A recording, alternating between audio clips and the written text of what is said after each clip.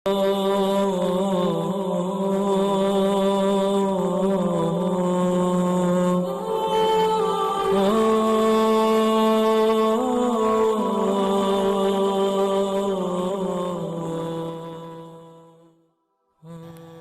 باللہ من الشیطان الرجیم، بسم اللہ الرحمن الرحیم۔ السلام علیکم میرے معزز اور قابل احترام دوستو، ایک دفعہ کا ذکر ہے کہ ایک کاروان سرائے میں بھٹیارے اور ایک ہندوستانی سوداگر کا جھگڑا ہو رہا تھا۔ دونوں میں زبردست تو تکار ہو رہی تھی۔ باقی مسافر جو سرائے میں ٹھہرے ہوئے تھے انہوں نے آ کر پوچھا کہ کیا معاملہ ہے۔ بھٹیارے نے غصے سے کہا کہ دیکھیے جناب، یہ عجیب شخص ہے کہ کھانا کھا لیا اور قیمت ادا کرتے ہوئے اسے موت آتی ہے۔ ہم یوں ہی مفت خوروں کے پیٹ بھرنے لگے تو کل کو بھیک مانگتے پھریں گے۔ ایک مسافر نے سوداگر کی طرف دیکھا کہ جناب، آپ خاصے معقول اور آسودہ حال نظر آتے ہیں، آخر آپ اس غریب آدمی کے پیسے کیوں نہیں ادا کر دیتے؟ قبلہ، میں تو پیسے دینے کے لیے تیار ہوں، بلکہ میں نے تو اس کے ساتھ یہ بھلائی کی ہے کہ اسے پچھلے کھانے کے پیسے بھی ادا کرنا چاہتا ہوں، جو میں اتفاقاً بھول گیا تھا، لیکن یہ کچھ اور ہی حساب بتا رہا ہے۔ یوں لگتا ہے کہ جیسے سارے ہی مسافروں کے کھانے کی قیمت یہ مجھ سے وصول کرنا چاہتا ہے۔ سوداگر نے اپنا موقف بیان کیا۔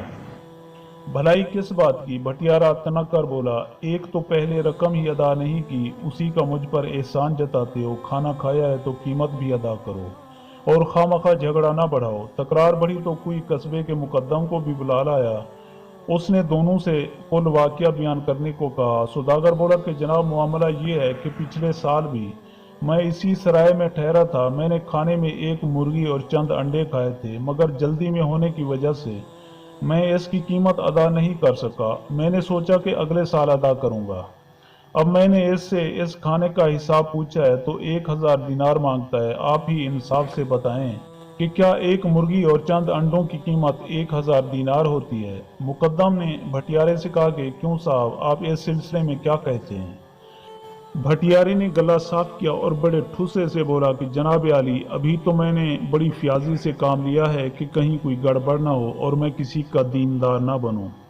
آپ ذرا انصاف سے غور فرمائیں کہ ان حضرت نے پچھلے سال بڑے مزے سے ایک مرغی اور 6 انڈے ڈٹ کر کھائے تھے۔ اب اگر وہ مرغی زندہ ہوتی اور میں وہی 6 انڈے اس کے نیچے رکھ دیتا تو ان میں سے جو چوزے نکل آتے وہ چوزے بڑے ہو کر انڈے دیتے تو میں ان سے بھی چوزے نکلواتا۔ آپ عقل مند ہیں، خود ہی حساب لگا لیں کہ ایک سال میں وہ مرغی اور 6 انڈے ہزاروں مرغیوں اور چوزوں میں بدل جاتے۔ یہ سارا نفع محض اس وجہ سے میرے ہاتھوں سے نکل گیا کہ ان حضرت نے وہ مرغی اور انڈے کھا لیے تھے۔ اب میں نے اسی حساب سے قیمت صرف 1000 دینار لگائی ہے تو انہیں ادا کرتے ہوئے تکلیف ہوتی ہے اور مجھ سے جھگڑا کرنے پر تل گئے ہیں۔ دوستوں، مقدم بھٹیارے کا دوست تھا، اس لیے اس نے فیصلہ بھٹیارے کے حق میں دے دیا اور اسے حکم دیا کہ وہ بھٹیارے کو 1000 دینار ادا کرے۔ سوداگر بیچارہ بہت پریشان تھا کہ اتنی رقم کہاں سے ادا کرے کہ مسافروں میں سے ایک شخص بولا کہ حضرات، اگر کوئی مجھے ایک تیز رفتار سواری مہیا کر دے تو میں ابھی بغداد سے قاضی کو لے کر آتا ہوں، پھر وہ جو فیصلہ دے اسے مان لیا جائے۔ باقی مسافروں نے اس کی حمایت کی۔ سوداگر بولا کہ بھائی، آپ میرا خچر لے جائیں، یہ بہت تیز رفتار ہے، خدا کے لیے قاضی صاحب کو لے کر آئیں۔ یہ قصبہ تو اندھیر نگری ہے، میں اتنی رقم اس کو ادا کر دوں تو کیا خود بھیک مانگ کر اپنے ملک واپس جاؤں؟ خدا آپ کا بھلا کرے، میری مدد کیجیے۔ اس شخص نے خچر لیا اور برق رفتاری سے بغداد کی سمت روانہ ہو گیا۔ شہر چند کوس کے فاصلے پر تھا۔ وہ جلد ہی واپس آ گیا اور بولا کہ قاضی صاحب کچھ مصروف تھے، انہوں نے آدھے گھنٹے تک آنے کا وعدہ کیا ہے، آپ لوگ انتظار کیجیے۔ ایک ایک کر کے منٹ گنے جانے لگے۔ لوگ بے چینی سے اس راستے کی طرف دیکھنے لگے جس طرف سے قاضی صاحب کو آنا تھا۔ آدھا گھنٹہ گزرا، پھر 1 گھنٹہ ہوا۔ لوگوں کی بے چینی بڑھی۔ سوداگر کی پریشانی کا ٹھکانہ نہیں تھا اور بھٹیارا مونچھوں کو تو دیتا خوش پھر رہا تھا۔ وقت اور گزرا اور 1.5 گھنٹہ ہو گیا۔ اچانک بغداد کی طرف سے آنے والے راستے پر ایک ٹوپی نظر آئی، پھر گدڑی میں لپٹا ہوا ایک درویش نمودار ہوا۔ قاضی صاحب آ گئے، قاضی صاحب تشریف لے آئے۔ اس مسافر نے خوشی سے نعرہ مارا۔ لوگ احتراماً اٹھ گئے اور انہوں نے حیرت سے اس درویش کو دیکھا جس کا نام بہلول تھا۔ وہ اپنے گدھے سے اترا اور اپنا عصا ٹیکتا درمیان میں آ بیٹھا اور بولا، हजरात, मैं माजरत खा हूँ कि मुझे यहाँ पहुँचने में ताख़ीर हो गई। मुझे इस झगड़े की इत्तला मिल गई थी मगर मैं जल्दी नहीं आ सकता था। दरअसल मैं मुकदमों के फैसले करने के अलावा काश्तकारी भी करता हूँ। आज जब आपका पैगाम मुझे मिला तो मैं गेहूँ के बीज उबाल रहा था, क्योंकि आप जानते हैं कि गेहूं के बीज उबाल लिए जाएं तो पैदावार अच्छी होती है। बस वो बीज उबालते उबालते ही मुझे इतनी देर हो गई। मैं एक बार फिर आपसे माफ़ी का खास्तगार हूँ। मुकद्दम और हाजरीन हैरान हुए। भटियारे ने गुस्से से कहा कि जनाब, आप कैसे काजी हैं जो गेहूं के बीज को उबाल कर बोते हैं? आपने मुकदमे का फैसला क्या करना है?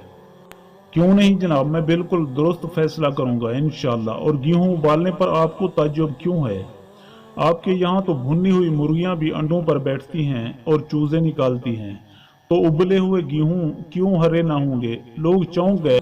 मुकद्दम भी अपनी जानिबदारी पर शर्मिंदा हुआ और बोला कि सुभान अल्लाह हुजूर, आपने तो बात ही बात में फैसला कर दिया। नहीं, अभी फैसला होना बाकी है, और वो ये है कि भटियारा और सुदागर अपने दिल से रंजिश निकाल दें और दोनों गले मिलें, और भटियारा आइंदा भुनी हुई मुर्गियों की औलादों की कीमत मुसाफिरों से वसूल न किया करे।